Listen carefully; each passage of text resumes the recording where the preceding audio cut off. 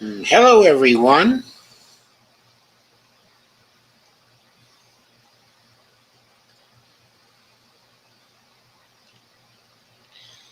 Hi, Dolores. Hi, Greg. Oh, you're in FB jail, huh? Sorry to hear it.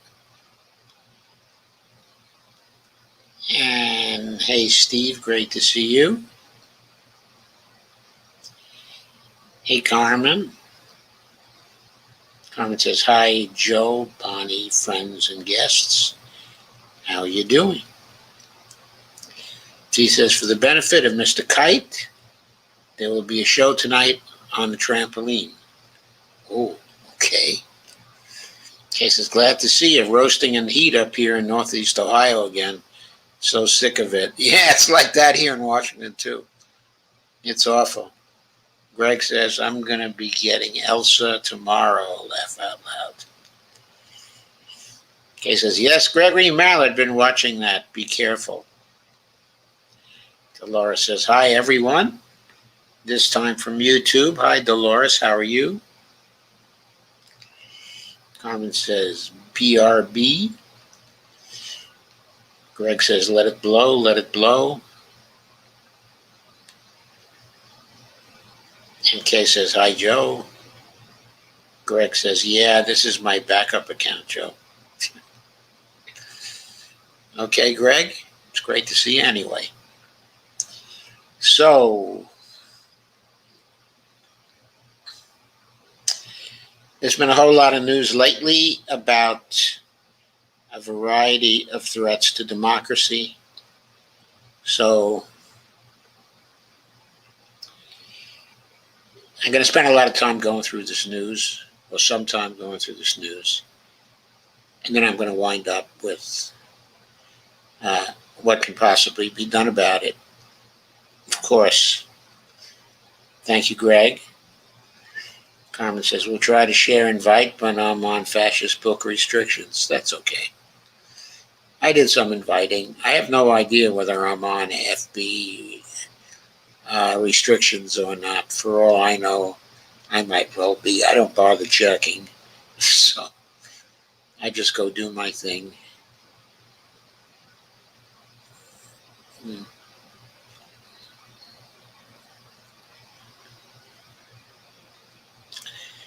First, I talked about this a little bit before, but here's a piece from Truth Out. Democrats introduce bill to combat Republican voter suppression efforts. This is a new bill. It's not H.R. 1 or H.R. 4. It's by Sharon Zhang of Truth Out. She covered this on June 22nd. I think I mentioned it in an earlier stream. But anyway, H.R. 1 and H.R. 4 did not address the new things that have been going on. What Republicans have been doing is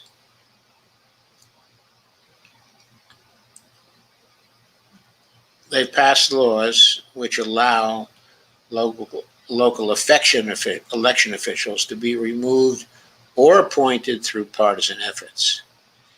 States like Georgia, Republican state lawmakers have proposed and passed laws that reform state election boards to be more partisan and allow for officials in charge of administering elections to be removed by partisan interests in the legislature. Because Republicans control the majority of state legislative chambers across the country, such bills could help the GOP have absolute control over election results too. In other words, they're going to create one-party states in most of the states and one-party rule at the federal level as well, giving us basically a one-party dictatorship.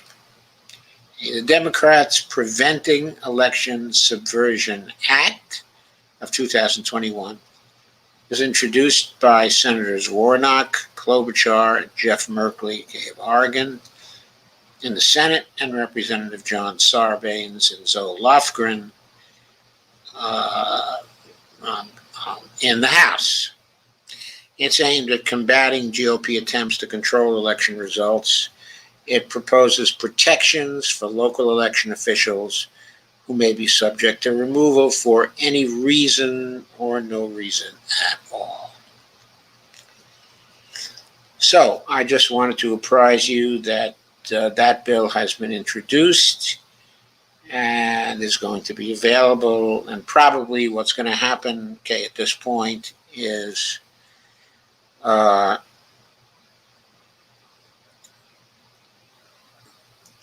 what's in this bill will probably be combined into a compromise version of H.R. 1 and H.R. 4 that can probably get Joe Manchin and Kirsten Sinema aboard.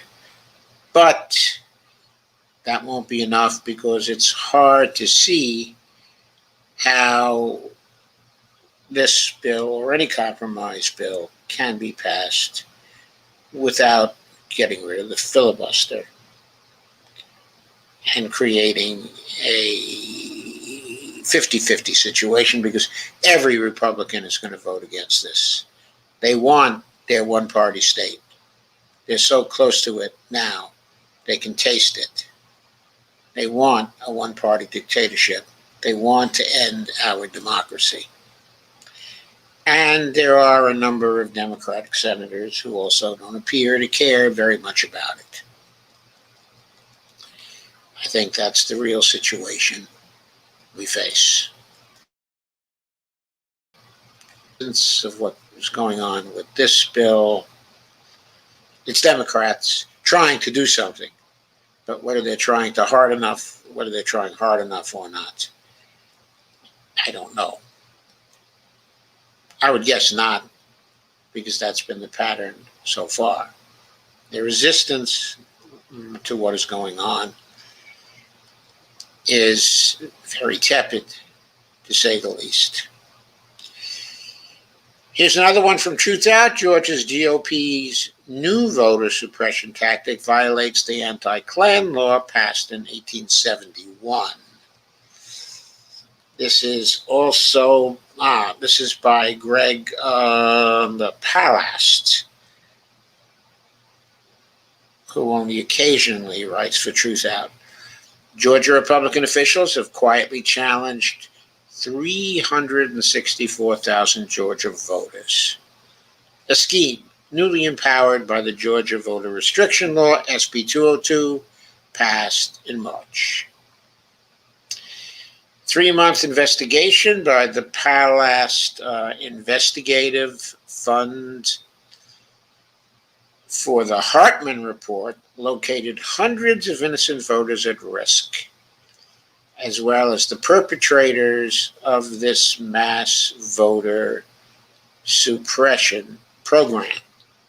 While the lawsuit filed on Friday by the Department of Justice against the state of Georgia is certainly praiseworthy, the suit won't protect these 364,000 voters newly at risk. One GOP official, but Pamela Reardon, has personally challenged the right of 32,379 voters to have their ballots counted. Last month, she invited me, says Greg Palast, into her stately Marietta, Georgia home for an on-camera interview. I showed Reardon photos of Tamara Horn and Storm Saul, just two of the voters she has accused of voting using a false address. She alleged they, along with 32,000 other voters, committed a felony crime. She told me with confidence, quote, "I know for sure that these voters don't live there." So I asked her if she recognized the photo of Horn. "Do you recognize that woman?" She responded, quote, "Not offhand," unquote. Quote, "You never spoke to her?" Unquote. Quote, "No," unquote. She did not contact Saul either to verify her accusation, but I did, visiting him at his home. I gave Reardon the opportunity to explain her attack on Saul's vote, putting him on speakerphone while our cameras rolled. The explanation never came. Horn, who lost her job, during the COVID peak, had moved in with a family nearby in Cobb County in Georgia. As in most states, a citizen doesn't lose their right to vote if they move within their county. But these facts hadn't stopped Pamela Reardon, nor any of the other 87 operatives who have together filed a breathtaking 364,000 challenges to Georgia voters. We contacted scores of challenge voters who were all stunned to find out they'd been accused of voting illegally and now would have their ballots in future elections discarded.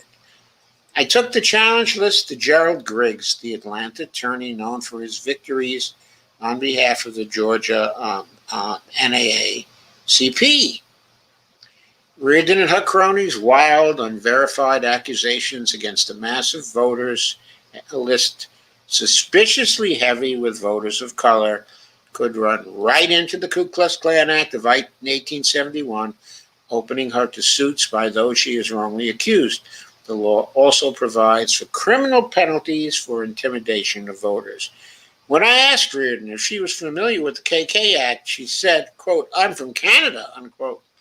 She invoked Canada again when I asked about other federal voter protection laws. She's now a U.S. citizen.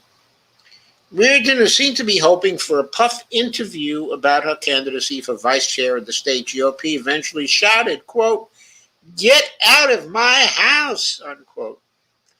I quickly complied with this request, eyeing the shotgun leaning next to her front door and the handguns and ammo boxes on display. Instead of goodbye, she said, "You're an A** hole," unquote, and shouted, quote, "F*** you," unquote, through the door. You can watch our exchange in this video, Georgia New Mass Voter Challenge by GOP Exposed. I will not play the video, which is linked to this article. Behind the Georgia GOP, there's a powerful Texas group. While Reardon wouldn't tell us who gave her the voter hit list, we learned that the spreadsheets were generated by a Tea Party spinoff, True the Vote of Houston, Texas. True the Vote. More like Rue the Vote. Most of the 88 challengers using True the Vote lists are Republican officials or activists. The chairman of the Cobb County GOP himself added another 16,000 challengers to Reardon's 32,000. Georgia Republican Party Chairman David Schaefer said in a press release, quote, "The resources of True the Vote will help us organize and implement the most comprehensive ballot security initiative in Georgia history," unquote. That statement was quite an act of chutzpah. True the Vote is a 501c3, supposedly nonpartisan charity. Schaefer's boasting of the GOP's coordination with True the Vote triggered a complaint with the Federal Elections Commission by Common Cause, still pending. If True the Vote is behind the Georgia GOP challenges, who is behind True the Vote? Records show the Bradley family of Wisconsin, right-wing billionaires, have loaded True the Vote with millions of dollars. This has permitted the group to provide fearsome legal counsel to Reardon and her fellow challengers. Conservative legal star James Bopp, famous for his successful Citizens United suit. True the Vote did not respond to several requests for an interview. New Georgia law resurrects the mass challenge. The ACLU of Georgia successfully blocked the first attempt by Reardon and other True the Vote shills when they challenged voters in December, just before the Senate runoffs. According to ACLU of Georgia voting rights attorney Rahul Garibadu, the ACLU's success was based on admonishing counties that Georgia law did not allow, quote, challenging hundreds of thousands of voters at one time, unquote. But the new Georgia law does just that. SB 202 specifically allows any elector, that is a voter, to challenge the qualifications of any other voter, and the law states frighteningly, quote, there shall not be a limit on the number of persons whose qualifications such elector may challenge. After Reardon confessed that she had not personally checked the facts about the voter she challenged, she changed her tune, saying she'd merely asked the county to check if the voters were legal residents. However, in a letter she sent to the county, she in fact challenged each voter's eligibility to vote. Through the Open Records Act, we obtained her letter to the county, which states, please accept this letter as a challenge to the attached elector's eligibility to vote. These electors appear to have permanently established other residence as reflected in their change of address to residential addresses outside of the Georgia county in which they are currently registered to vote. Garibald explained this was not merely a request to check residence. Under Georgia law, Reardon's challenge would prohibit the counting of ballots of these thousands of voters unless each one personally appears at their county registrar's office and goes through a hearing in which they prove they are who they are and live where they live. Not only do few take the day from work to stand in line in the clerk's office to save their one vote, Garibald imagined the scene of thousands of voters crowding into these small offices in the middle of a pandemic. Oh, well, I wonder if it's legal to carry guns in Georgia. Just asking. Reardon's GOP compatriot, party chairman Jason Shepard, added in his own filing, quote, I have evidence that there are 16,024 individuals registered to vote in Cobb County who reside outside the state of Georgia, unquote. I tried to speak with Shepard about how he personally verified each claim, but he failed to answer my several requests for an interview. On Friday, Justice Department Civil Rights Division announced it was suing Georgia under the Voting Rights Act, that is, the remnants of the act, to reverse portions of SB 202.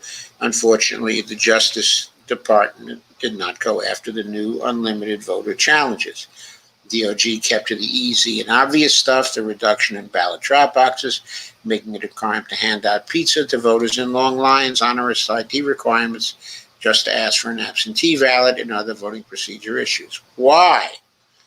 The simplest explanation is that until the release of the Palast Fund's investigation this week, the GOP Truth Vote resurrection of their massive challenge had slipped under the radar, catching the feds and even local activists by surprise. On Friday, Attorney General Merrick Garland proclaimed, quote, we are scrutinizing new laws that seek to curb voter access, and that where we see violations of federal law, we will act. Now let's see if Garland is ready to dust off the Ku Klux Klan Act and confront the perpetrators of Georgia's biggest voter scheme yet. Very interesting, hey? Very interesting, what? Let's hope they do dust off the Ku Klux Klan Act of 1871. Boy, I would love that. Just love that. Just love bringing these new Klans people to justice. That would be wonderful, wouldn't it? Okay. Next, we have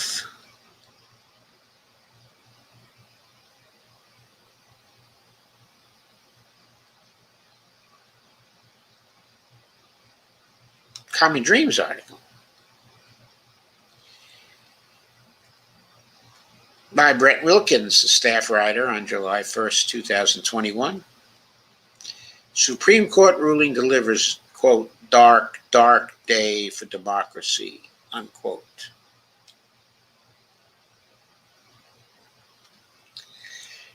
The U.S. Supreme Court's conservative majority on Thursday further empowered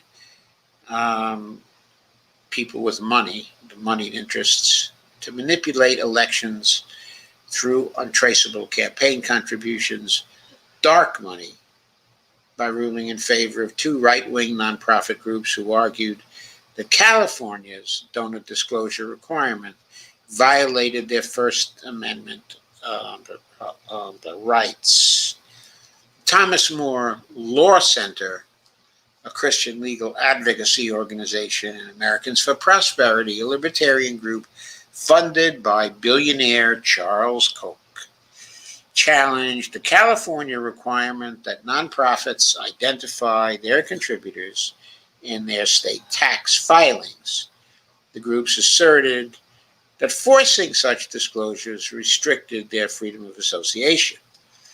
Writing for the court's conservative majority in Americans for Prosperity Foundation versus Bonta, and there's a link to a PDF of that with this article, Chief Justice John Roberts ruled that, quote, California's blanket demand for disclosure, quote, is facially unconstitutional.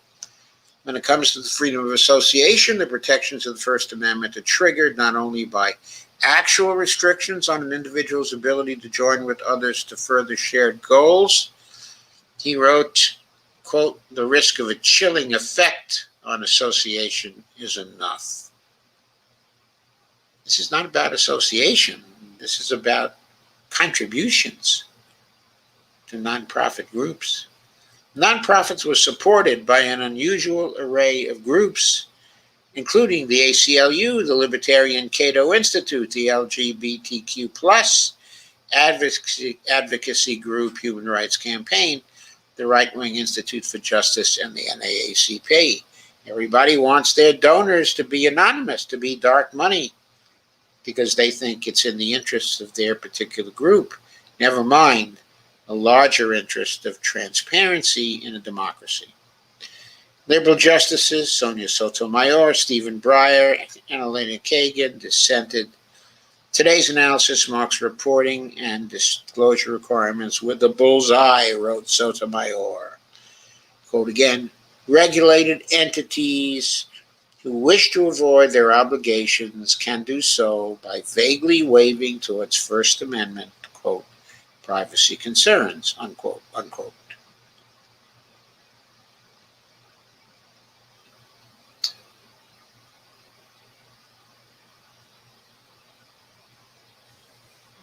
Anyway, Sotomayor, his quote, the rest of the quote, it does not matter if not a single individual risks experiencing a single reprisal from disclosure, or if the vast majority of those affected would happily comply. That is all irrelevant to the court's determination that California's Schedule B requirement is facially unconstitutional. Neither precedent nor common sense support such a result. I respectfully dissent, says Sotomayor. She called out the majority of conservatives, saying today's court apparently has a different view of its role, one that is, quote, wholly inconsistent with the court's precedent and our court's long-held view. And that's where the quote ends. Some observers asserted that Thursday's Supreme Court ruling was the latest in the chain of decisions that favored moneyed interests at the expense of democracy in the name of the First Amendment. In Citizens United versus Federal Election Commission, the court affirmed that money in the form of unlimited campaign donations is free speech. In Americans for Prosperity versus Bonta, the justice ruled that dark money is free association. And Citizens for Responsibility and Ethics in Washington Crew president Noah Bookbinder noted Thursday, quote, even in CU, the Supreme Court said all that money in politics was okay because it would all be disclosed, unquote. Yes, I recall that. How well I remember that. Quote, but in the court now says there is a right to donor privacy, which, make no mistake, will mean more dark money in politics. This is bad news, unquote. Senator Blumenthal of Connecticut weighed in on the ruling, tweeting that, quote, if Citizens United opened the floodgates to corrupting political spending, then this decision breaks the levees. Today's decision further entrenches dark money's hold on our political system and policy making by dismissing decades of legal precedent, not to mention basic common sense. The court that dark money built just built dark money a home in our Constitution, said Sheldon Whitehouse. A dark, dark day for our democracy.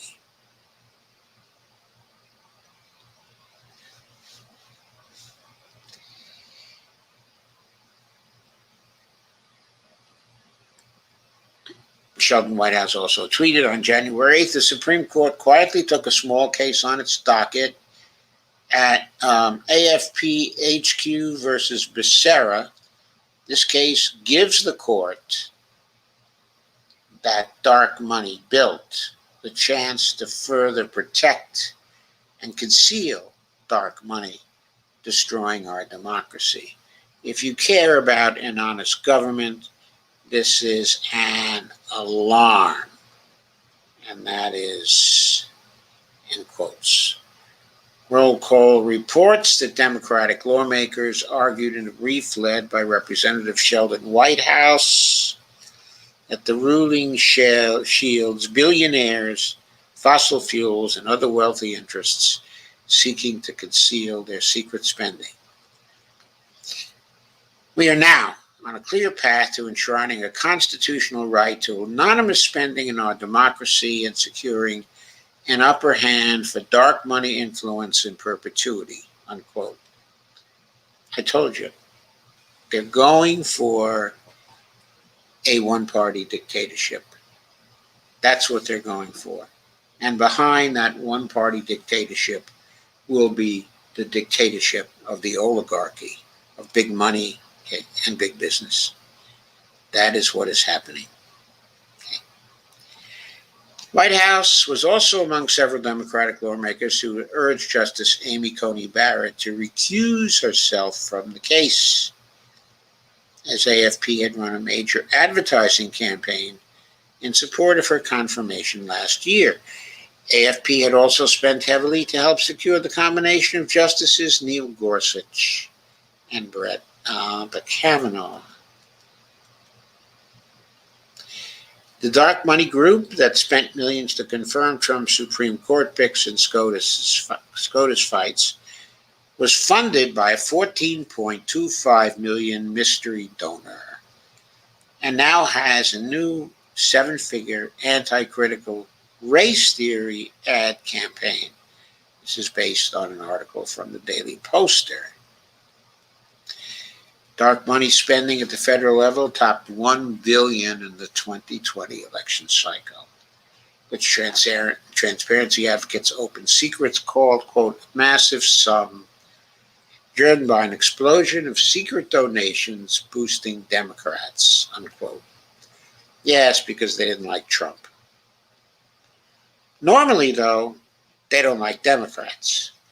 So if Trump's not running in 2024, probably all those billions are going to go to Republicans. The billion-dollar sum includes a whopping, this is a quote, $660 million in donations from opaque political nonprofits and shell companies to outside groups. 2020, dark money groups referred to bankroll closely tied super PACs rather than spend the money themselves. Politically active nonprofits that do not disclose their donors reported roughly $88 million in direct election spending to the Federal Election Commission. The remainder of the total is made up of spending on, quote, issue ads, unquote, targeting candidates online and on the airwaves. Also on Thursday, the same six right-wing Supreme Court justices dealt a blow to voting rights by upholding voter suppression policies in Arizona, fueling calls by Democratic lawmakers and progressive advocacy groups for congressional action to pass not only the For the People Act and the John Lewis Voting Rights Advancement Act, but the Judiciary Act of 2021, which would increase the number of high court justices from 9 to 13. These decisions today only further underscore the need for Congress to act to preserve democracy by ensuring that every eligible American is freely able to freely exercise their fundamental right to vote, and that billionaires are no longer able to buy elections, unquote.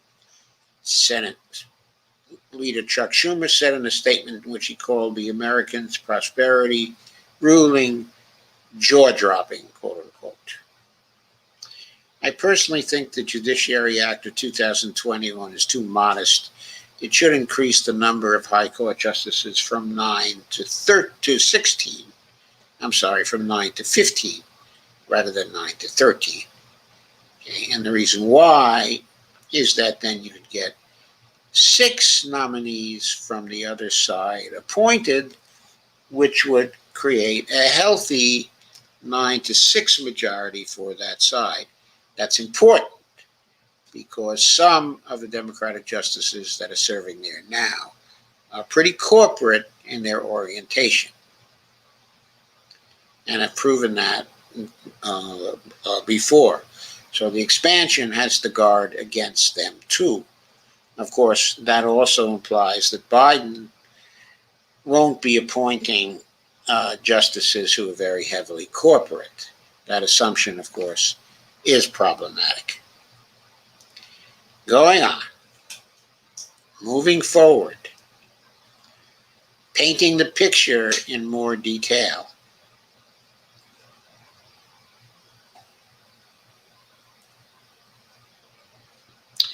Another Common Dreams article. Stop voter suppression in that photo. After SCOTUS upholds Arizona limits, Congress urged to protect voters and expand the court. That's by Jessica Corbett on July 1st. A wide range of politicians, voting rights experts, and advocacy groups responded with calls for congressional action on Thursday after the U.S. Supreme Court's right-wing majority upheld voter suppression policies in Arizona, a possible bellwether for how justices may respond to other state-level attacks on the franchise. Well, wouldn't you think Kyrsten Sinema would be very upset about that? Because the voter suppression in Arizona is targeted at Democratic voters who would be quite likely to vote for her. I don't think she's going to be able to get the nomination of the Republican Party because they've already got a Trumpist in mind, and she's not enough of a Trumpist. And besides that, Trump would probably be but terribly offended by Kyrsten Sinema's bisexuality. In any case, though, she's unlikely to get that Republican vote. So she'll want to be renominated by the Democrats. There's likely to be a primary challenge. She might win the primary challenge due to voter suppression policies in Arizona, but she would most certainly lose the election to the Trumpist Republican, because all of those votes from Hispanics in Arizona and from Indians in Arizona, from Native Americans, would not go to Kyrsten Sinema because they would not get to vote at all. Described by one legal analyst earlier this year as Chief Justice John Roberts, quote, chance to diminish the Voting Rights Act, Brinovich, I think that's how you pronounce it, versus Democratic National Committee was about Arizona's ban on third-party ballot collection, along with state policy in validating ballots cast in the wrong precinct, which the DNC challenged under Section 2 of the Voting Rights Act. Justice Samuel Alito delivered the majority opinion, joined by the other 5 right-wing members of the Supreme Court. Justice Neil Gorsuch also filed a concurring opinion, joined by Justice Clarence Thomas. The 3 liberals' dissenting opinion was filed by Justice Elena Kagan.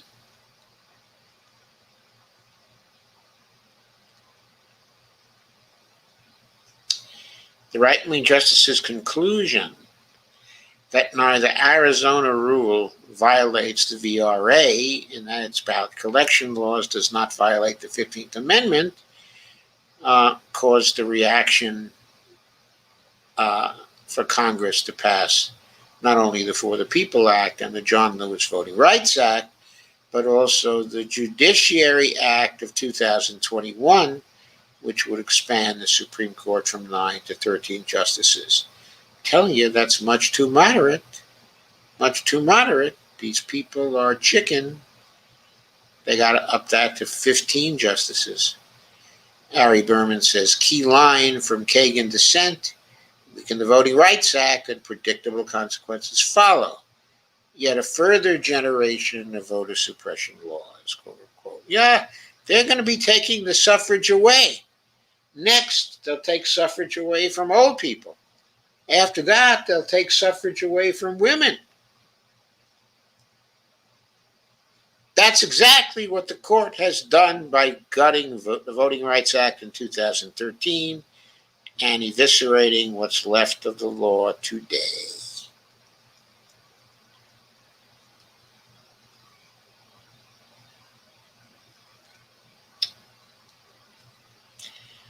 So Kagan, in dissenting, said, weaken the Voting Rights Act and predictable consequences follow, yet a further generation of voter suppression laws. Is that enough?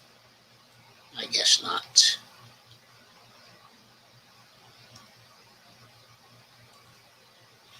SCOTUS decision.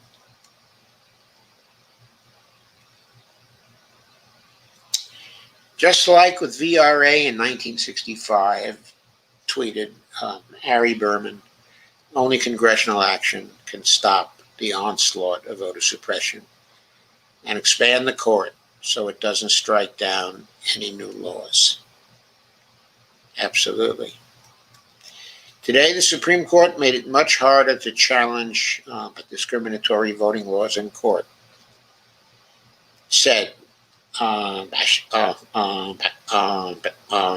Sean Morales Doyle, acting director of the Voting Rights and Elections Program of the Brennan Center for Justice at the NYU School of Law. Quote, the justices stopped short of eviscerating the Voting Rights Act, but nevertheless did significant damage to this vital civil rights law and to the freedom to vote, he continued. Quote again, Congress must act now to strengthen voting rights by passing the For the People Act and the John Lewis Voting Rights Advancement Act. And the call was echoed by Greenpeace USA and by Indivisible and by People for the American Way. It's headed by Ben Jealous. Denouncing the court's decision in the Brinovich decision as, quote, an affront to our democracy and a failure to protect our freedom to vote, unquote. Jealous warned that, quote, now Black, Latino, Native American voters who are discriminated against by these policies will not be able to make their voices heard in local, state, and federal elections. Right.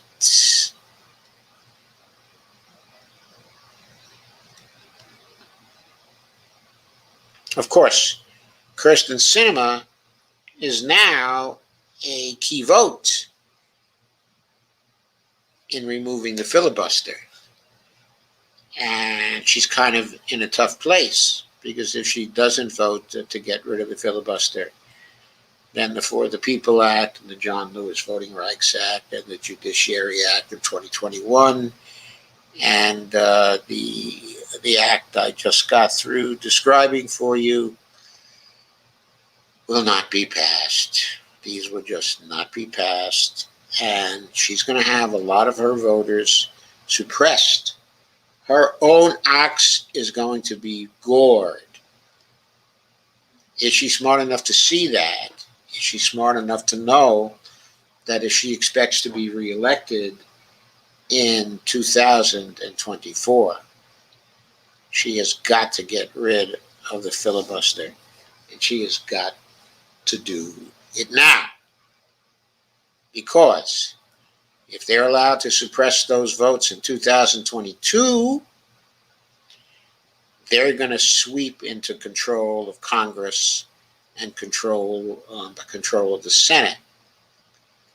And there's going to be no help for Kyrsten Sinema in 2024. She's got a tight race coming up.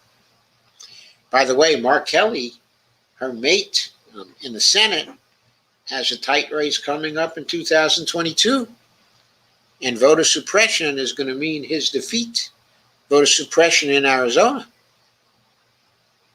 He's definitely going to be defeated, doesn't have a chance in hell. The For the People Act, a sweeping package of popular pro-democracy reforms, passed the Democratic-controlled House in March, but was blocked last month by Republicans in the evenly divided Senate, sparking demands for an end to the filibuster that were reiterated Thursday. There's more quotes of that kind, but you're getting the picture. Everybody's shouting, saying that these voting rights bills must be passed, or 2022 is going to be a solidification of GOP control and a rolling back of voting rights all over the country. I think the imposition, of one-party rule will be upon us if they can't get these key bills passed. And by the way, Ellie Mistal, who writes for The Nation, tweeted and said, "Can Democrats read this decision and tell me how the hell either the For the People Act, the John Lewis Act, or anything else passes constitutional muster in front of this SCOTUS? How? Expand the court or you get but nothing." Well, that's not the only thing you can do. I agree about expanding the court, that if you can't expand the court, the least you can do is use Article 3, Section 2 to prevent them from reviewing these key acts. That is, if you can get them passed. And you can only do that if you get rid of the filibuster.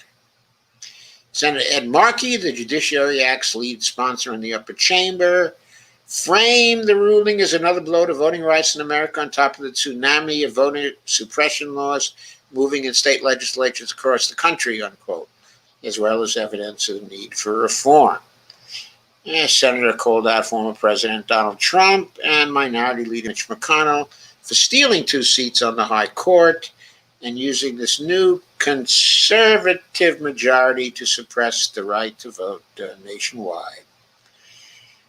And Markey said we must abolish the filibuster and pass the For the People Act and the John Lewis Voting Rights Act this summer, including protecting and expanding voting rights, passing automatic voter registration, same-day voter registration, and ensuring those who have served their time can vote again. We need to get dark money out of our campaigns, and we need to end partisan gerrymandering. And we must pass my Judiciary Act of 2021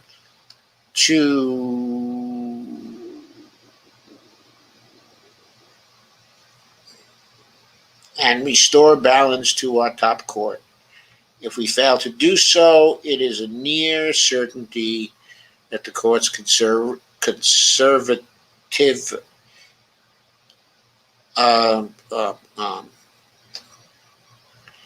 that the conservative majority will continue to rule in favor of the far-right interests of those that orchestrated the theft of these seats. The Arizona ruling came on the same day as another 6-3 decision from the High Court that struck down California's donor disclosure rule. We've gone over that, of course. So I'll skip the rest of that, and we'll go on to the next piece.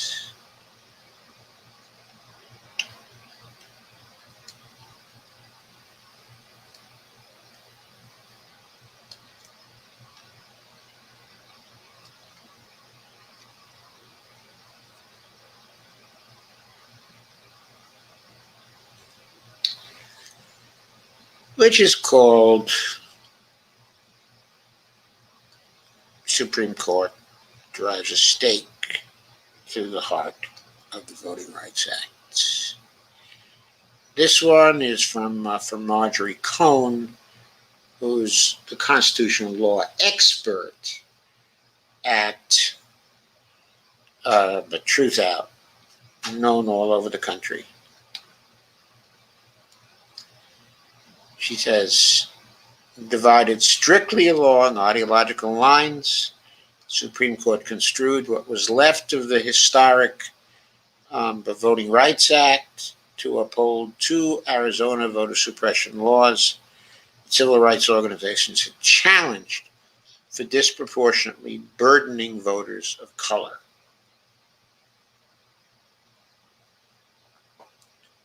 But this decision sends a dangerous signal to states that the courts are likely to uphold their voter suppression laws that make it harder for people of color to vote.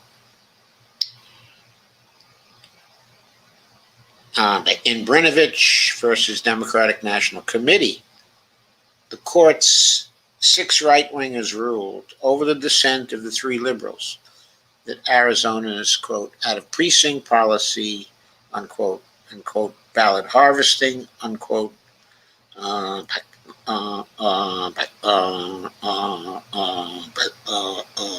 provision did not violate Section 2 of the VRA. Section 2 forbids any voting procedure that, quote, results in a denial or abridgment of the right of any citizen of the United States to vote on account of race, unquote. And then Samuel Alito, authored the majority opinion, wrote that voting restrictions should be struck down only if they impose substantial burdens on voters of color that prevent them from voting. Well, that may be his opinion, but that's not what the Voting Rights Act says. He said, where a state provides multiple ways to vote, any burden imposed on voters who choose one of the available options cannot be evaluated without also taking into account the other available means, unquote. And alarmingly, the majority says the prevention of, quote, voter fraud, quote unquote, that bogus mantra of Republicans and Donald Trump during the election is a legitimate state interest that could overcome proof of a burden on voters and uphold a voting restriction. In her dissent, Kagan lambasts the majority for writing, quote, its own set of rules, unquote, and limiting Section 2 for multiple directions, unquote. The majority, Kagan charges, rests its decision, quote, on a list of mostly made-up factors at odds with Section 2 itself, unquote. She says the, quote, important circumstances, unquote, that the court invents, quote, all cut in one direction toward limiting liability for race-based voting inequities, unquote. The, quote, out of precinct policy requires election officials to discard a ballot that was cast at the wrong precinct if a voter's name does not appear on the voting rolls in a certain precinct she can cast a provisional ballot, but if it is later determined she voted at the wrong precinct, a ballot will be thrown out. Other voting restriction, known as ballot harvesting, makes it a felony for an individual to collect and deliver another person's ballot, although the provision contains exceptions for family members, caregivers, election officials, and letter carriers. It criminalizes the assistance of community organizers, campaign workers, and others who help deliver the ballots for people. Last year, the Ninth U.S. Circuit Court of Appeals struck down both provisions as violative of Section 2 because they disproportionately disadvantage voters of color. Section 2 provides, quote, A, no voting qualification or prerequisite to voting or standard practice or procedure shall be imposed or applied by any state or political subdivision in a manner which results in a denial or abridgment of the right of any citizen of the United States to vote on account of race or color. B, a violation of subsection A is established if, based on the totality of circumstances, it is shown that the political processes leading to nomination or election in the state or political subdivision are not equally open to participation by members of a class of citizens protected by subsection A, in that its members have less opportunity than other members of the electorate to participate in the political process and to elect the representatives of their choice. That language seems pretty plain to me. The majority's new rules would support voter suppression measures. Sam Alito wrote that, quote, any circumstance that has a logical bearing on whether voting is equally open and affords equal opportunity may be considered in the calculation of the totality of circumstances, quote unquote. Although he said this is not an exhaustive list, Alito cited 5 important circumstances that, quote, should be mentioned, unquote. When these circumstances are taken together, it would be difficult to prove a Section 2 violation in the future. They are, quote, the, quote, highly relevant, unquote, size of the burden, quote. After all, every voting rule imposes a burden of some sort, unquote, and people, quote, must tolerate the usual burdens of voting, unquote, he wrote. He said that, quote, mere inconvenience cannot be enough to demonstrate a violation of Section 2, unquote. Well, how about having to give up a day of work to go and vote? That's not just a mere inconvenience. That costs money. How much the voting rule departs from the standard practice when Section 2 was amended in 1982. Quote, it is relevant that in 1982, states typically required nearly all voters to cast their ballots in person on Election Day and allowed only narrow and tightly defined categories of voters to cast absentee ballots, he wrote. Yes, that's true, but there wasn't a pandemic in 1982. 3, the size of any disparities in the impact a rule has on members of different racial or ethnic groups. Quote, small disparities are less likely than large ones to indicate that a system is not equally open, unquote. He said, quote, but the mere fact there is some disparity in impact does not necessarily mean that a system is not equally open or that it does not give everyone an equal opportunity to vote. We're not talking about individuals here. We're talking about whole classes of people. If there's a disparity in impact on whole classes of people, that indicates that that disparity was planned by the writers of the legislation and that it is, in fact, a discrimination prohibited by Section 2 of the Voting Rights Act. This is pure nonsense. Other available voting opportunities provided by the state's entire voting system. 5, the strength of the state's interests served by a challenge voting rule, unquote. For example, Alito wrote, to, quote, one strong and entirely legitimate state interest is the prevention of fraud. which he said could, quote, undermine public confidence in the fairness of elections and the perceived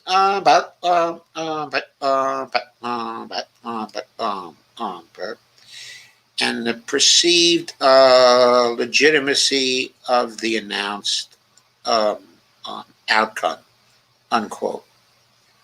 That one is really, really rich.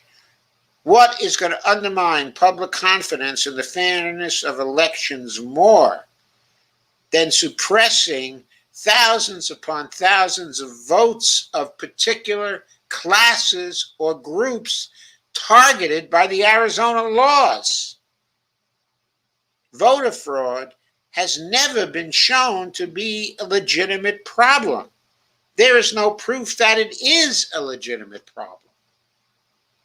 If one or two cases, or three or four or five cases that might occur in Arizona get to vote, the state doesn't have as strong an interest in preventing that as it has in preventing voter suppression. Clearly. And Alito stated that even in the absence of evidence of fraud, quote, it should go without saying that the state may take action to prevent election fraud without waiting for it to occur and be detected within its own borders. How about waiting for evidence that illegitimate voter suppression is going to occur as a result of these laws? It's on its face what's going to happen from the laws itself.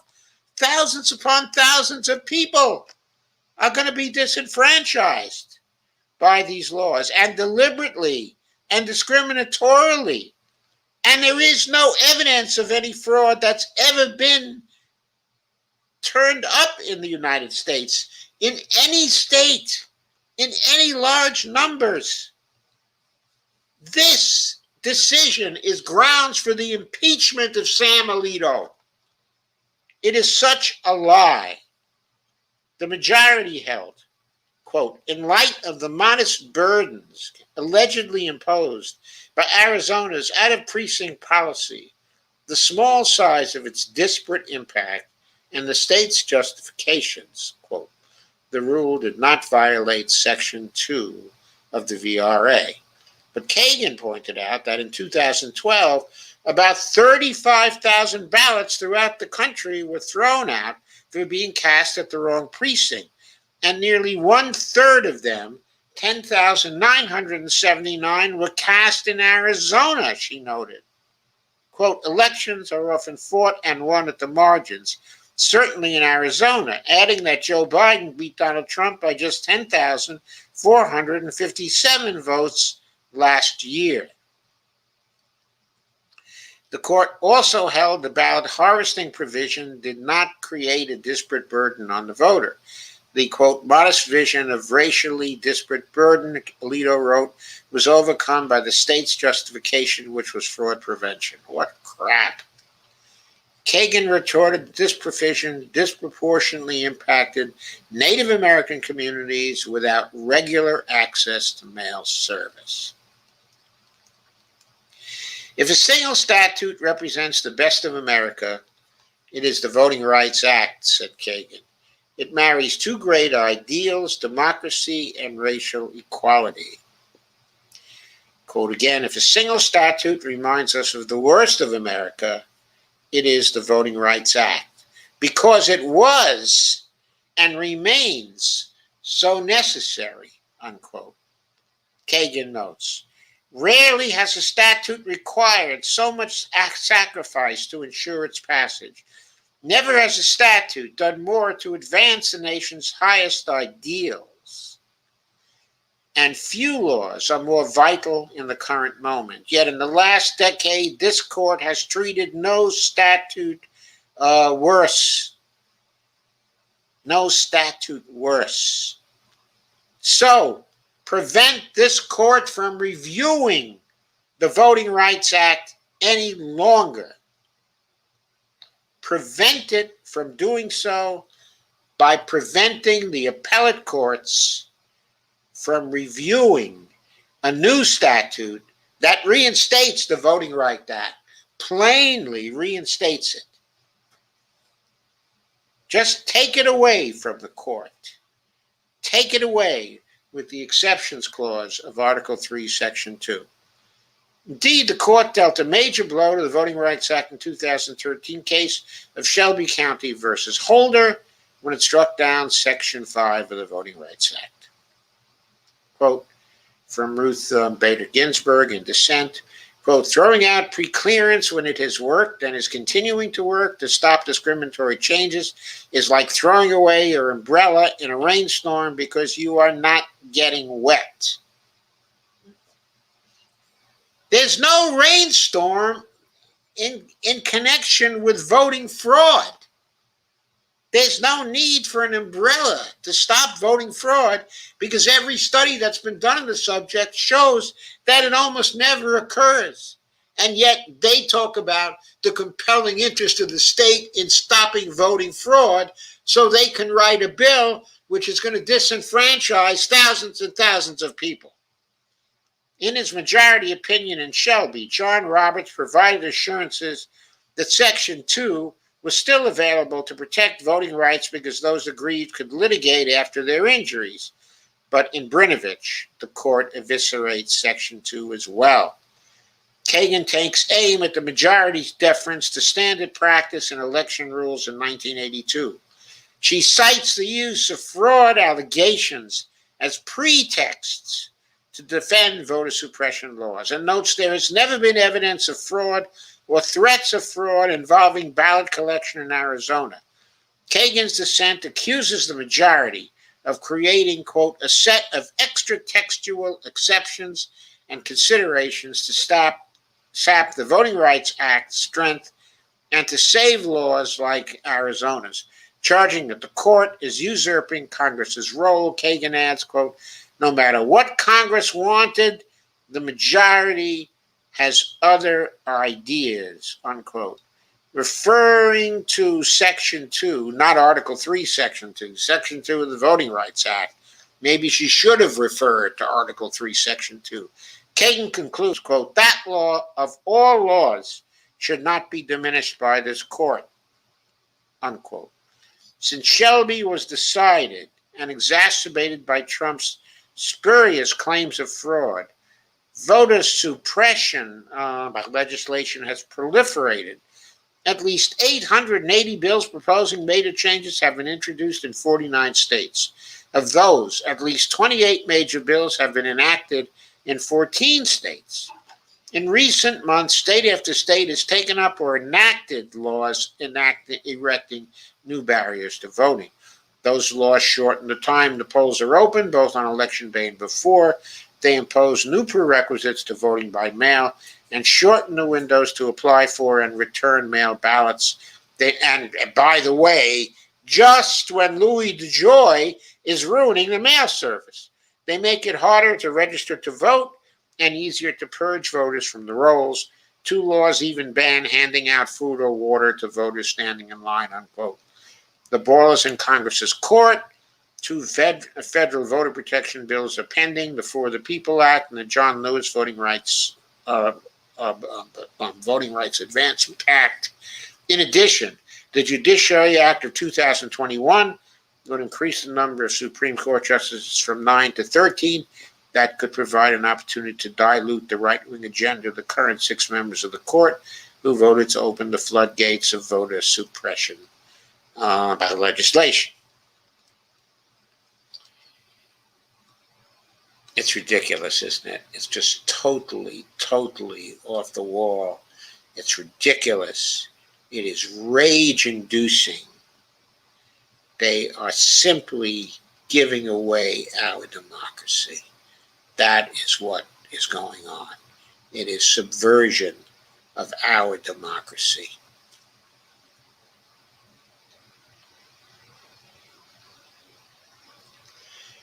How many members of the Federalist Society are on the Supreme Court right now? What is it the Federalist Society has wanted to do for all these years?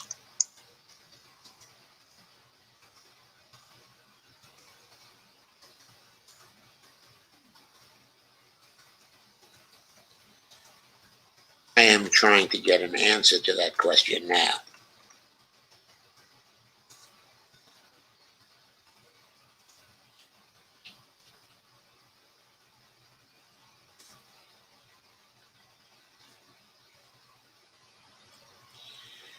Supreme Court justices with Federal Society ties: Sam Alito, Clarence Thomas, Brett Kavanaugh, John Roberts, Neil Gorsuch, and Amy Coney Barrett. What are we talking about? Every single Republican justice on the Supreme Court. And what has been the purpose of the Federalist Society from its inception? It has been to end our democracy in the United States.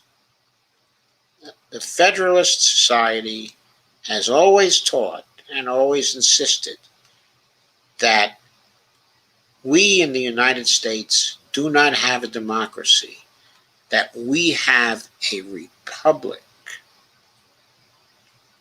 and that things like trying to limit voting to a select number of people, trying to discriminate among certain portions of the population, that all this is perfectly consistent with the idea, of having a republic, which they insist was, of course, the original intention of our founders. So the Federalist Society, in my mind, should have been barred from the Supreme Court from the very beginning, because we had almost become a democracy with long struggle over many centuries. It was in spite of the institutional constructs that were given to us by the founders. We interpreted those constructs. We revised those constructs. We created what was almost a democracy around them. We were informally a democracy, but formally a republic. And what the Federalist Society people have been trying to do, and what they have now largely done, has been to end our democracy and go back to the republic that had so much oppression in it for so long a time, and that we worked so hard to make a democracy down through the years. And a piece from the week, short piece. The Roberts Court thinks that plutocrats should be able to buy the government in secret. This one's by Ryan Cooper on July 1st. The Supreme Court took a big step towards oligarchy on Thursday with Americans for Prosperity Foundation versus Banta, a 6-3 decision that invalidated a California law requiring charities to report their major donors to the state government. Chief Justice John Roberts wrote the majority opinion, with Justice Sonia Sotomayor in dissent, with the other two liberals. The important impact of this Federalist Society decision is not what it will do in California so much as the precedent it sets. It almost certainly lays the groundwork for further challenges to political donor disclosure requirements in all circumstances. Previous conservative rulings opened a floodgate of bribery and corruption in politics, and now the court will prevent the American people from being able to find out who is buying the government. Of course, that's probably going to backfire anyway, because we know very well who's buying the government. If they're billionaires, we can assume they're buying the government. In fact, since we can't find out who really is buying the government, we ought to just assume that they're all buying the government, that they're all guilty. And what we ought to do as a result is take their billions away through taxation to prevent them from buying the government. That's the surest way to stop them from buying the government. If we ever do get control again, we'd be stupid not to make it illegal to be a billionaire. Previously, the court had supported this kind of disclosure requirement. In 2010, Citizens United versus FEC abolished limits on independent political spending by corporations and political committees, but still upheld disclosure requirements for super PACs. That decision created a tsunami of political bribery and corruption, and when combined with several other rulings that made it nearly impossible to prosecute politicians for corruption, like former Republican governor of Virginia, Bob McDonnell, means that today rich people and corporations can buy legislators over the counter like so many pounds of cheese. This is just one remaining inconvenience for oligarchs who are rigging the political system. People can sort of find out about it. The First Amendment is the excuse Roberts settled on to remove this burdensome obligation. In Americans for Prosperity Foundation, which was brought by a bunch of right-wing advocacy groups, Roberts holds that the disclosure requirement is facially invalid, a sweeping phrase meaning it is always unconstitutional, and argues that the requirement is necessarily a burden on First Amendment rights of association. As such, it must be narrowly tailored to a government interest, he says, which California supposedly didn't do. Though he points to some instances in which donors had been harassed or threatened, his argument does not require anyone to actually demonstrate a real burden. It would therefore be virtually impossible for California to rewrite its disclosure law to comply.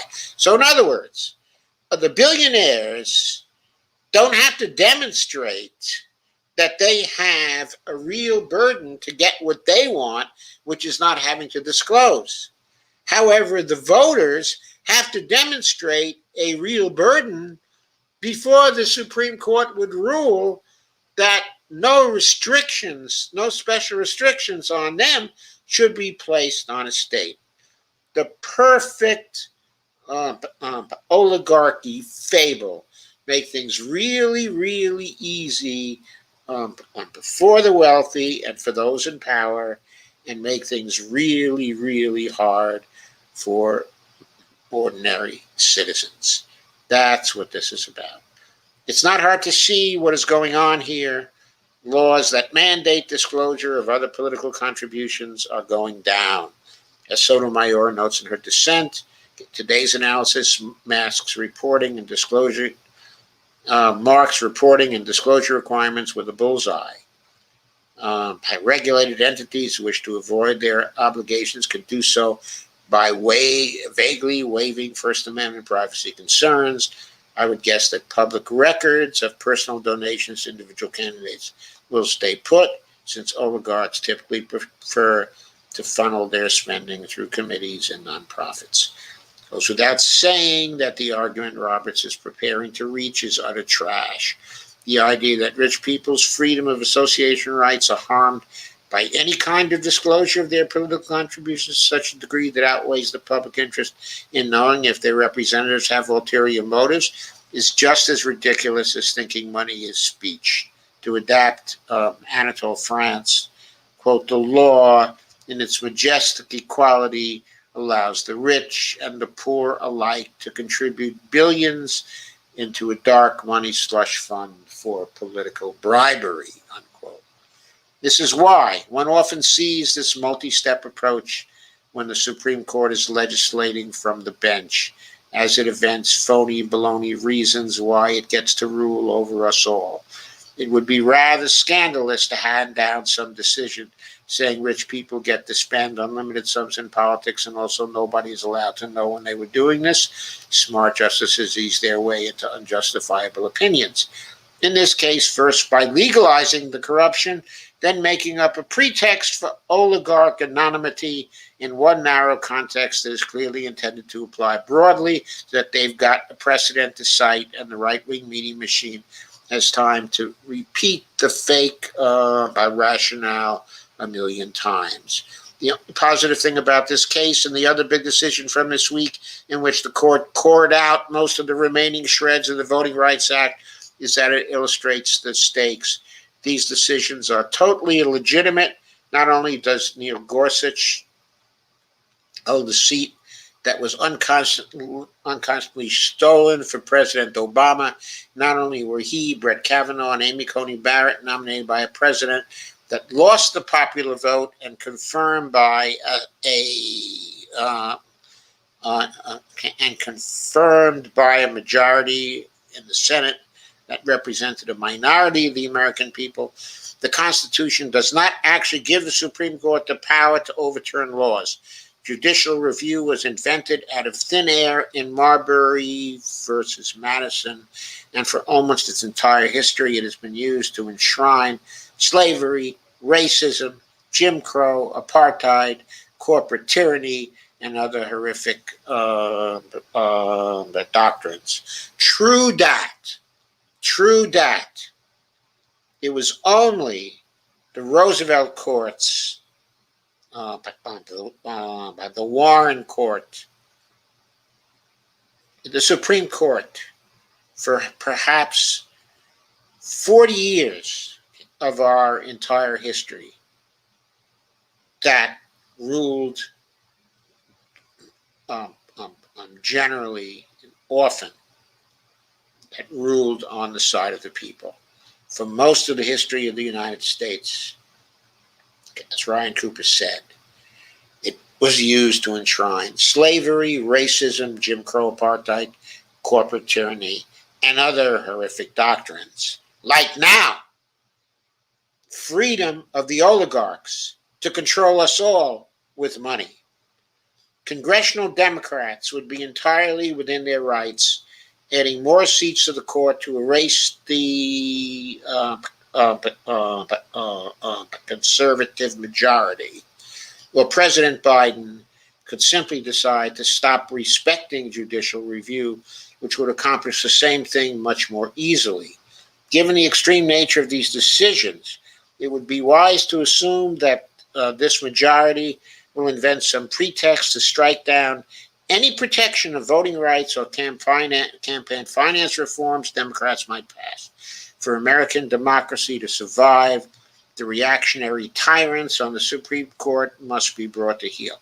I couldn't agree more with that. I think it was a great column, but for some reason, it doesn't point out that the power exists within the Congress today to use Article 3, Section 2, to stop the appellate courts from reviewing those bills which the Congress does not want them to review.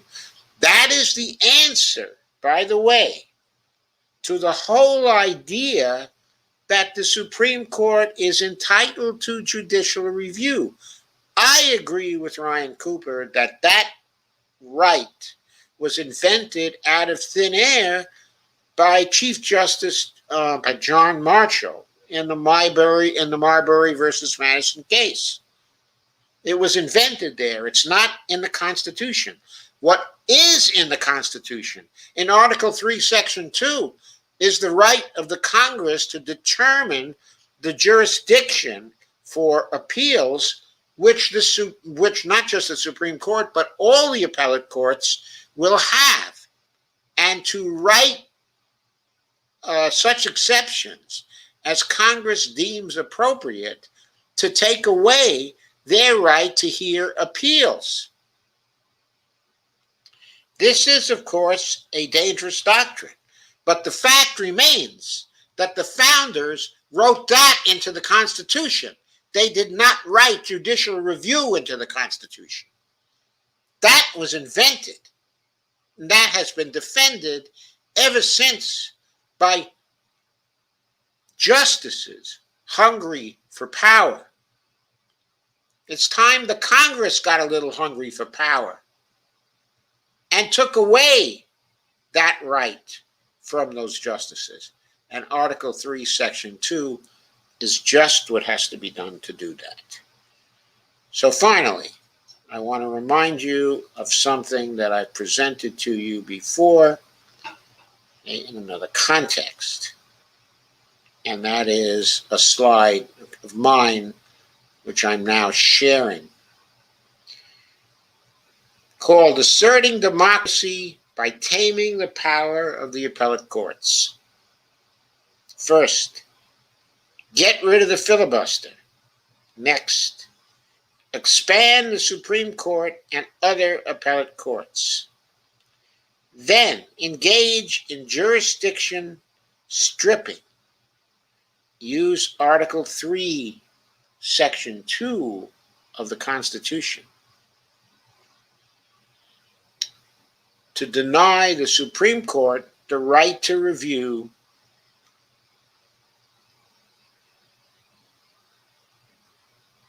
whatever Congress does not want it to review. Term limits for justices, 10 to 18 years. That's an important thing in order to tame the Supreme Court. Require a court supermajority to overturn a law of Congress. Empower a supermajority of Congress, e.g. 67% of each house, to overturn a court ruling of unconstitutionality. And finally, use any or all of the 5 methods to tame the Supreme Court. That is what we need to do. And the first step in that process is to get rid of the filibuster so bills can be passed by a 51 to 50 majority in this administration. The fate of democracy in the United States depends on getting rid of the filibuster now and getting the 51 to 50 votes that will be needed to pass those bills. And by the way, every one of those bills, H.R. 1, H.R. 4, the Judiciary Act, okay, as well as the new bill that I introduced whose name somehow escapes me. I just read it in the first a couple of minutes of this particular live stream. Okay, but the new bill designed, okay, to prevent them from making the election officials completely partisan. That has to be passed too. With respect to all those bills or any combination of those bills, that bill that passed has to have the exceptions clause from Article 3, Section 2 in it. Because if it doesn't have that exceptions clause, then the Supreme Court will be reviewing those bills, and sure as you're born, they're going to be throwing them out. So that's what has to happen, folks. That's what has to happen. So I will now entertain your comments. If that Georgia law, SB 202, stands, Warnock doesn't have a prayer of winning in 2022. Doesn't have a prayer of winning in 2022. Because they're going to disenfranchise hundreds of people, okay, of color. Mark my words, they're going to do that. They are just going to do it. Absolutely, they're going to do it.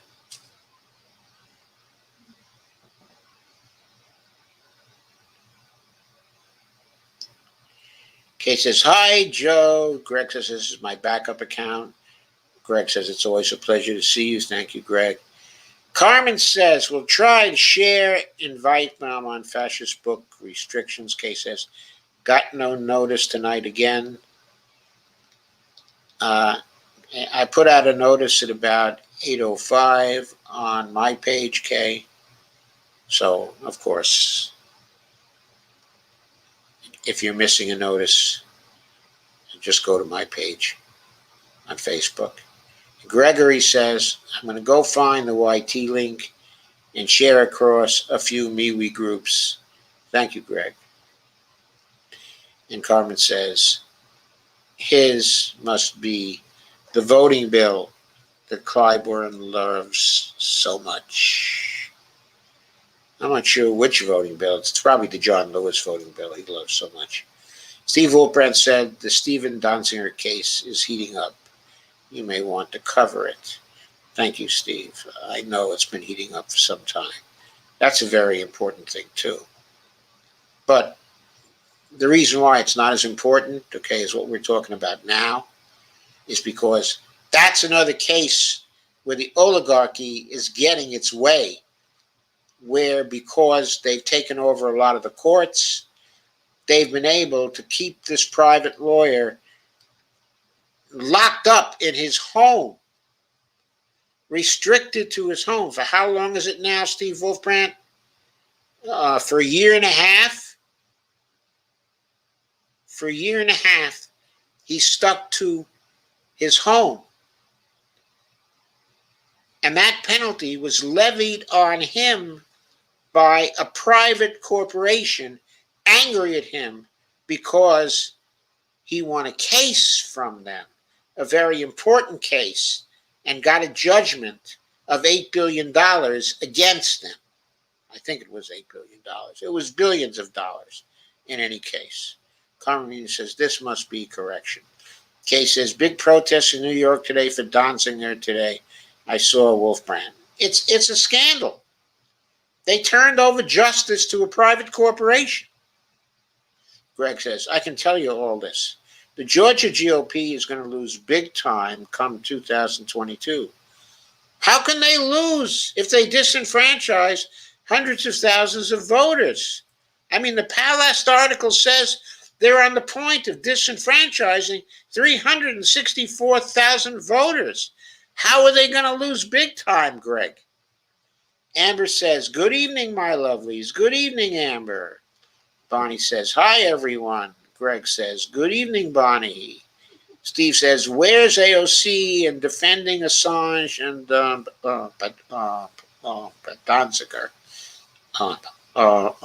I'm disappointed.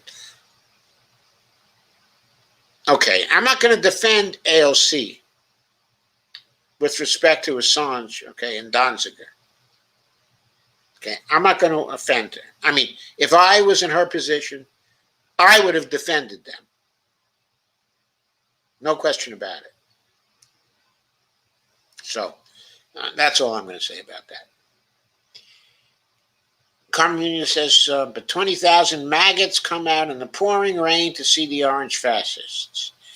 Dems better do something heavy duty. Yeah, like put them in jail. Make them run from jail. Palestine quickly, that clan like her don't like it when you pull off their hoods. Greg Mallet said that organization was created by Kelly Loeffler, who lost to Raphael Warnock. Well, maybe it was. But it did help her in 2020. But it's going to help her in 2022 if she gets to, disenfranchise 500,000 people in Georgia.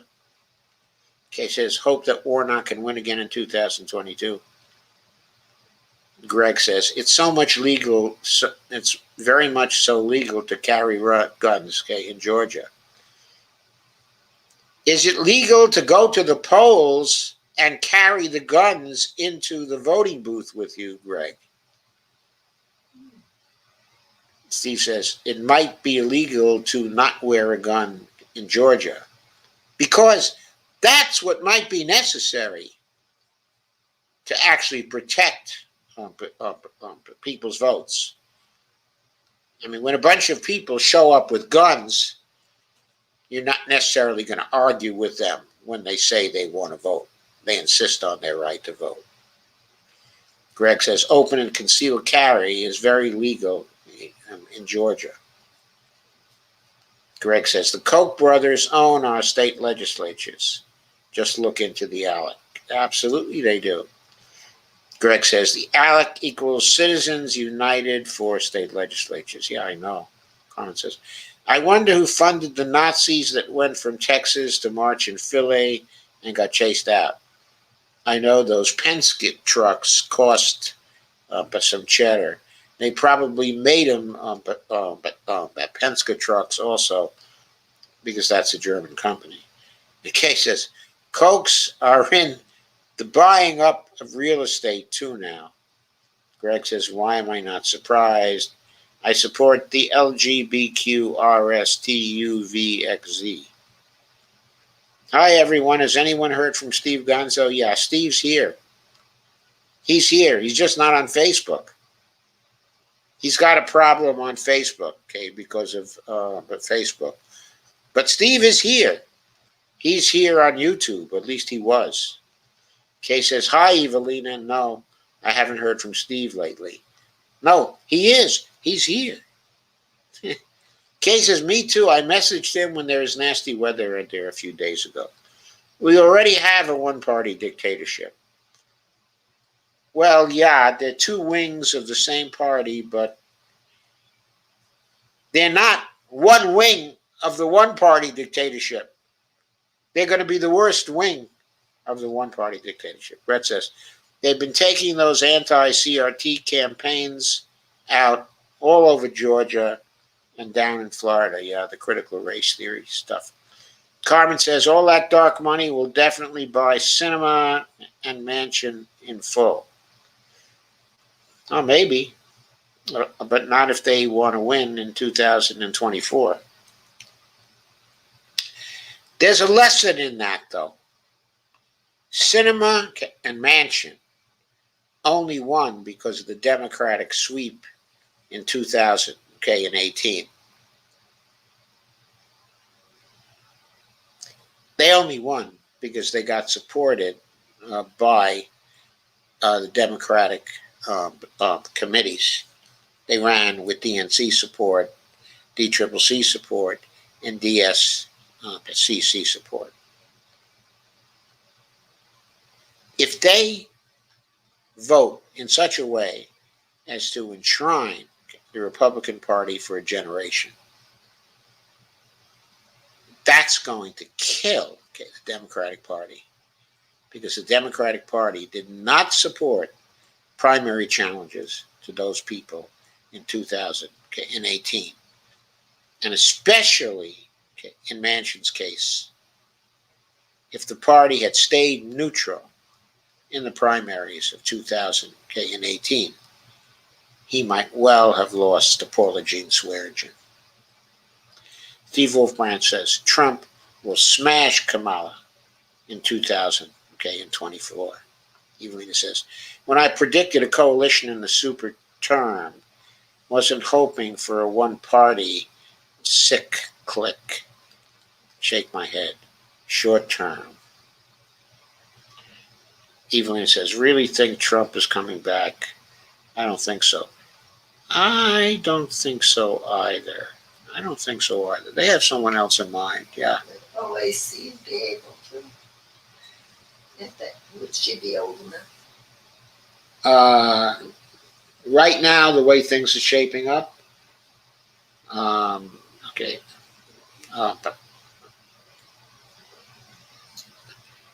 she would not have a chance in hell in 2024.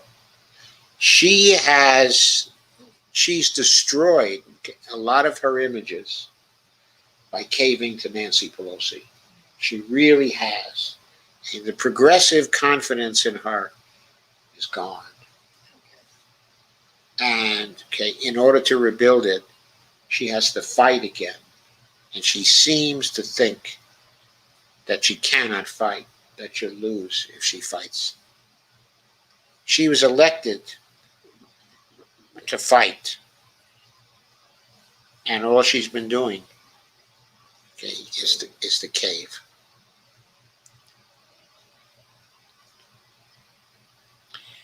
Weak people too. She turned out, okay, to need a mama bear. I don't think her mama bear is Nancy Pelosi, but I think, okay, it is Pramila Jayapal. Steve Wolfbrand says, Kamala can't get votes. There's no there. I know. I don't think Kamala can get votes. I mean, Kamala, God, she looks terrible right now. Terrible. Kamala couldn't get any support when she ran the presidential primary from her own state. I know she couldn't, but also she seems to be doing a terrible job right now. Her public appearances are awful. Evelina says, Gregory Mallett, interesting, but we shall see how well he handles the weather impact on the virus in Florida. P, the what? I'm not sure what that means. It's because of the type ahead in Facebook. It screwed up, okay, what Evelina was saying. And Lana says, hi, folks. I'm out looking for houses. Did you find one, Lana? Steve says, not a single delegate for Kamala. Kay says, never could figure out why Biden picked her. Because she was the pick of Wall Street. She was the one Wall Street was happy with. She was the one Wall Street wanted. Because she was Wall Street's creature.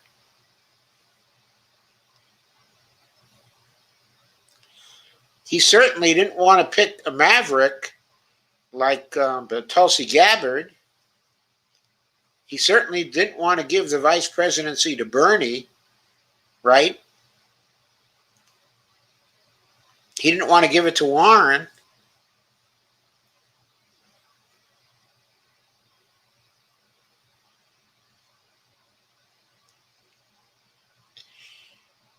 He needed a woman to balance the ticket.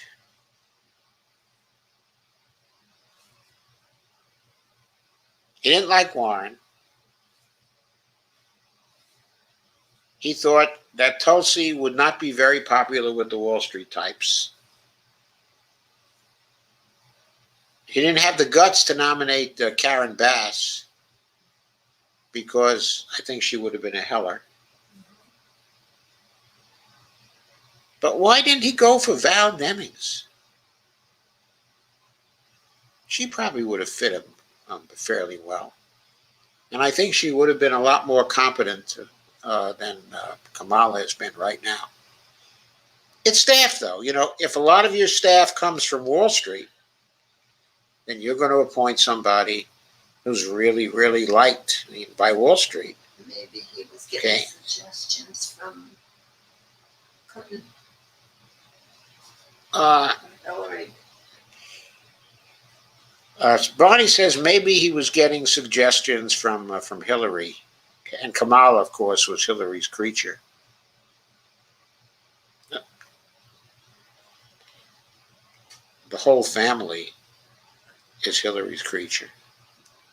Evelina Pond says, in Florida is in bad shape. Kay says, yes, it is, Evelina. Greg says the filibuster must go and the Supreme Court must be expanded. Carmen says Sinema doesn't care about getting reelected because she'll cash in on the oligarch money under the table from the GOP. Yeah, maybe, but if she thinks she's going to cash in on a continuing basis, she's very, very wrong, because cashing in on a continuing basis depends on having that seat in Congress. He says, such fun to meet Jimmy and Steph on Saturday. Steph is actually much funnier, but don't tell Jimmy I said that. I'm definitely going to forward this comment to Jimmy, Steve. Evelyn says, is Kirsten Sinema well liked? She seems like a minor figure in the political arena. Well, I'm not sure who likes her. She originally came into politics as a Green Party candidate, and she shifted over to the Democratic Party, ostensibly a really, really progressive Democrat, who came from the Green Party. Then she started acting like a Trumpist in Congress and voted with him a few times, and went very, very centrist. But then she was elected to the Senate as a centrist Democrat, okay, from Arizona, who won in a close race with a former member, okay, of the military, whose name is Martha McSally. Okay, and Martha McSally kind of ruined her bona fides, okay, in Arizona by getting too close to Trump. And so, but she was not real popular because Trump is really not that popular, okay, in Arizona. I know he came close to winning, but he was not overwhelmingly popular there. She identified too closely with him, and that's why Sinema won. Kay says, not anymore in her state. Greg says, no. Even establishment Democratic voters are wanting to get rid of her. Evelyn says, I'm sure there are blasts. Greg says the courts needs to be expanded to be balanced out properly. This 6-3 conservative majority shouldn't be allowed. Evelyn says, apparently it's legal. Of course it's legal. I mean, a 9-0 majority, okay, is legal. Carmen says, hi, Lana. The jokes never stop, Evelina. Steve Wolfbrand, that's how you live to ripe old age, bless him. Emma says, I like the way Venezuela ensures safer voting with verifying by fingerprint every voter. Yeah, that works. And don't they have also paper ballots down there? I seem to recall that they do. Evelina says, yep. Greg says, I love the Philippine voting system. Hand mark paper ballots. So does Duterte own the counting machines, the tabulation machines?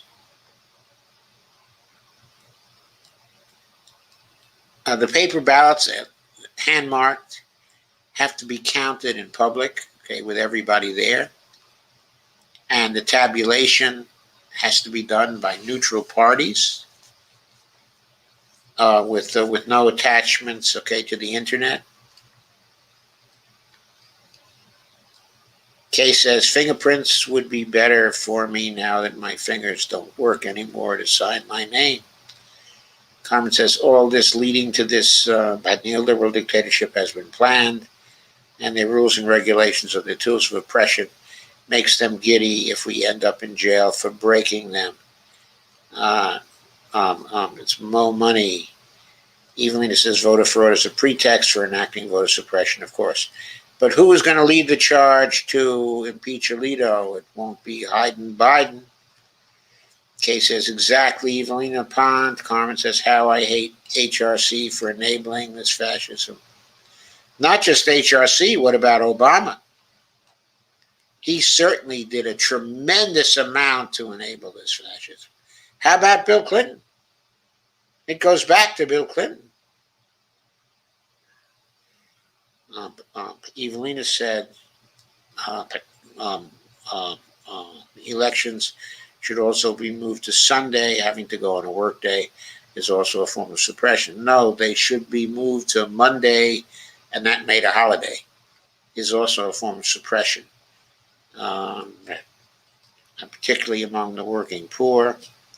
Carmen says mail is sabotaged. Sunday wouldn't be a fixed either, as most low-income people work weekends in this country too. The Federalist Society wants corporate domination. They want a republic that's dominated by corporations and rich oligarchs, yes. Evelina says, especially if they're working up to 3 jobs in some cases. Amber says, anyone catch breaking points today talking about the Exxon lobbyists caught on audio admitting how these corporations chip away at any meaningful infrastructure in regards to climate change? Key takeaway is they attack the pay-fors, but pay-fors that they don't even need in the first place. Okay, it's maddening. But actually, I did not catch that particular breaking points today, but I've read about this in the past, and I know it is absolutely maddening. Carmen says a republic with a constitution is what I've heard that we are. That's what the formal constitution is. Yes, a republic with a constitution. But of course, the oligarchs are moving faster and faster to make the Constitution a dead letter, to kill the Constitution by having it interpreted by this Supreme Court. Cases I have voted ever since I was able, always them, and still never get any help in my life. Held my nose and voted for Clinton and for Biden, shake my head. I wonder many times, what is the point? Kay says, we should have had Bernie. Evelina says, not a great feeling, is it? Carmen says, would halting our consumerism put a dent into the millionaires, the Koch's ability to go politician shopping? Yeah. I mean, it certainly would, but it would have to be done through a general strike. I mean, we need real, long-term stopping of consumerism. Kay says, it sure isn't, Evelina Pont. And Carmen Munoz says, asterisk, like the Koch's correction. Evelina says, I think that many of us can relate. And Kay says, I'm sure Evelina. Carmen says, we're at the precipice of Divergent as portrayed in the movie by that title. And Carmen asks, Bonnie, do you watch or have you read The Handmaid's Tale? Well, I'll just say, no, we've not read The Handmaid's Tale. We have occasionally seen some clips from it, but we cannot watch it ourselves because we don't pay for cable. We won't pay. I mean, we pay for the internet, but we don't pay for cable television. So we haven't seen it, nor will we pay for cable television ever again. So we haven't seen The Handmaid's Tale, but we have the gist of the plot. We know what the gist of the plot is. And Evelyn says, wow, that's not a good record. Only 40 years. No, only 40 years out of the whole history of the Republic. And I wonder if it was really 40 years. Let's say the Supreme Court turned in Roosevelt's favor in 1937. It began to turn against people in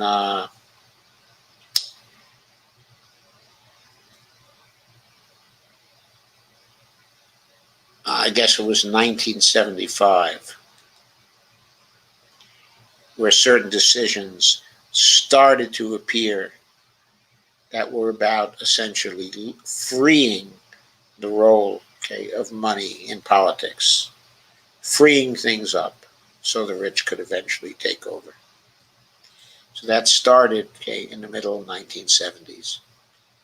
So it was about 40 years that we had a liberal Supreme Court, which today we would call a progressive Supreme Court. It was a very liberal Supreme Court for a very long time. In fact, even the Republicans that were appointed to it, were liberal.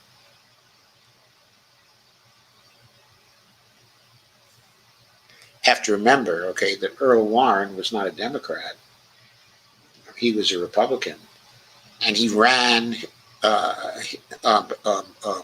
He was the Republican governor of California, and he ran for the presidency in 1952. He was one of the candidates. He was beaten, by Dwight Eisenhower. Eisenhower turned around and appointed him the Chief Justice of the Supreme Court, okay, when that position got free. Even he says, wow, that's not a good record, only 40 years. Kay says, wish I could vote for Nina, but she's not in my district. We need her in Congress. Well, we've been making some contributions to her. And Ghostart said, may luck be forever on your side. Thank you, Steve. Thank you.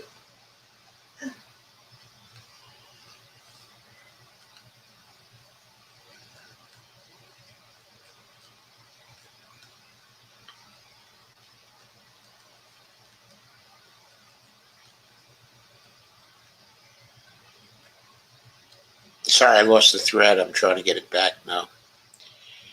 Kay says, great plan, Joe. And Carmen says, and get rid of the Electoral College.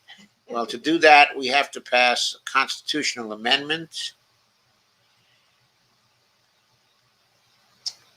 And Carmen says, yikes, Ghostart. Carmen says, and I agree, Ghostart, Hunger Games is at hand. I think the Hunger Games is different from Divergent. And Greg Mallet says, I don't agree there. We're going to I don't agree there. We're going to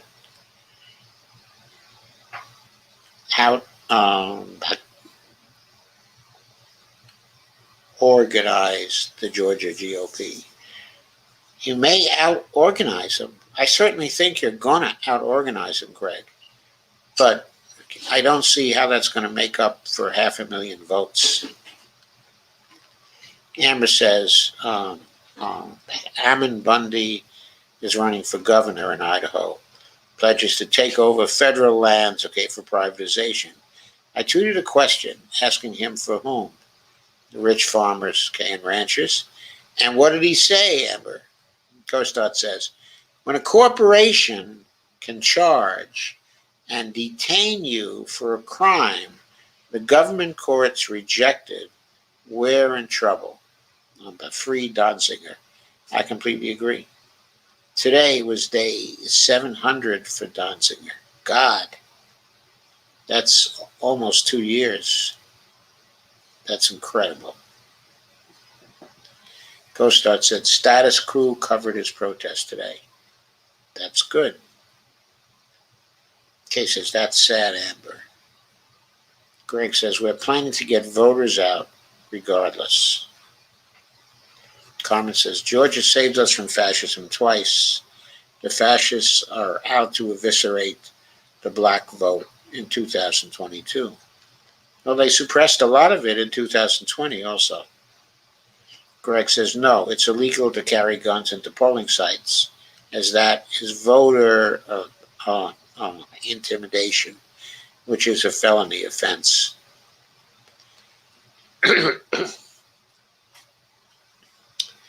Carmen says, most people of color can't have guns because they've been in the modern day slavery prison system. It's all by design. Carmen says, Trump is going for speaker in 22. He may.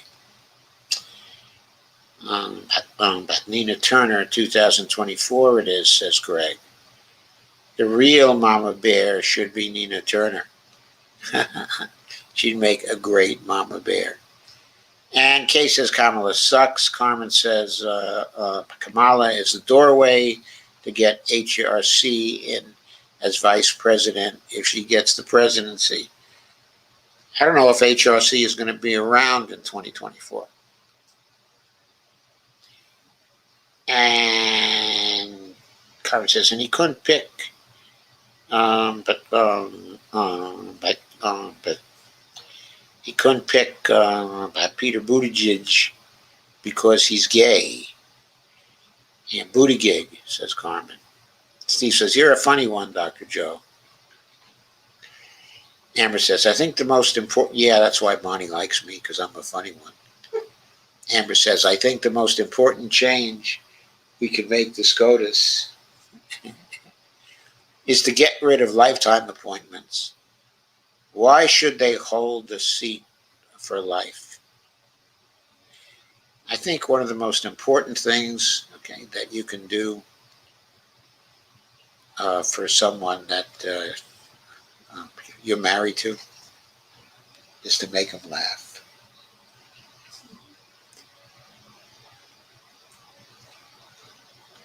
That was a big thing for us because Bonnie made me laugh. And I never did laugh so easily. And she taught me how to laugh and how to joke, how to not be so serious all the time. And now I make her laugh all the time. Greg says, they count their votes by hand. No machines used. Carmen says Duterte is in the Philippines. And Amber says, but Stephanie Zamorano is funnier. I love you, babe. Carmen says, Handmaid's Tale clarifies the religious influence in our government via Project Blitz infiltration. Carmen says, I don't pay for cable either. My friend does. I don't even watch TV, but I'll catch the Handmaid's Tale while cooking. Costa says, oops, may the odds be ever in your favor. Hashtag Hunger Games. I was close, laugh out loud. Greg says, our Young Dems of Georgia president is working on a plan to target the young voters big time. Hope it's a good plan. Carmen says, Biden might subside for Kamala. Carmen says, Bonnie likes you for your cooking, Joe. That too. Yeah. Okay, says, Joe, you and Bonnie are very likely to have each other. Wish I had a partner I could relate to like you guys. Thank you, Kay. Thank you, Kay. Thank you. Yeah, we've been relating to each other now for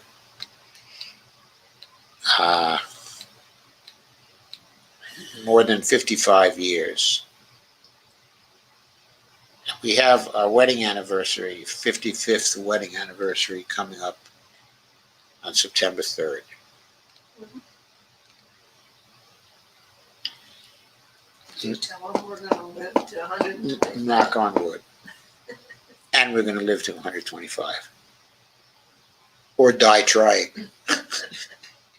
Greg says, I'm working on organizing to flip a ton of mayoral seats, city councils, county commissions, and school boards in November of 2021. Hashtag Strong Blue Foundation.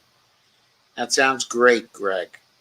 I think a Strong Blue Foundation in Georgia would probably be progress. I hope you can get at least a few progressives in, Greg, while you're doing it. And by the way, even though I failed to defend AOC before, I would be very happy if 10 more, okay, like the squad, was able to get into the House in 2000, okay, in 22. Each member has their own qualities. Yes, I think 10 more of them would put a lot of weight behind the kind of thing that they want to do. And Greg says, I'm working on a lot of local projects in regards to elections. Carmen says, 55 years, that's fantastic. It is fantastic. We got started late. When we got married, I was... 29. No. I wasn't 29. I was. No, you weren't 29 either. They thought I was a baby. Yes, they did. I turned, that's my parents. But they asked me why I was robbing the cradle.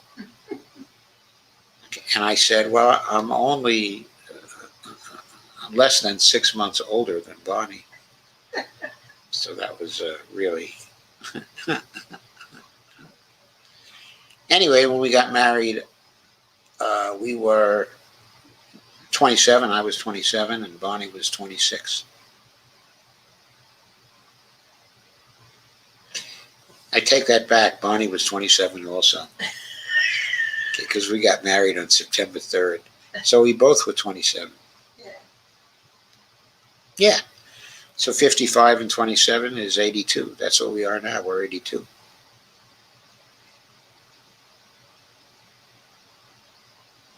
And Gregory says, okay, Nina Turner would be the real Mama Bear. Steve says, yeah, Doc, funny is the most important thing. It gets you laid. Laugh out loud. Amber says, yes, it does, Steve. Yeah, laughing helps on both sides. Okay, folks. I think we're done for tonight. Thanks for coming. Thanks for staying. I do appreciate it. There aren't a lot of people who want to hear about the trouble that our democracy is in, especially not of a very immediate trouble. Amber says, yes, it does, Steve. Oh, yeah, I read that before. Greg says, good night to you and Bonnie. And Dolores says, thank you and good night, all. Thank you, Dolores.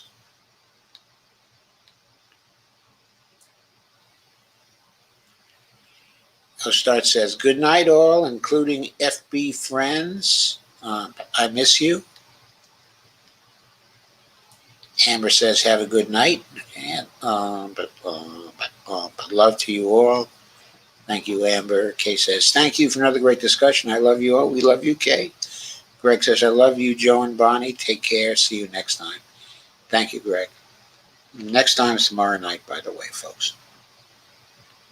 I have no idea what I'm going to do tomorrow night yet, but it'll be a good one. Don't worry. I'm ending the broadcast. That's a question and answer time.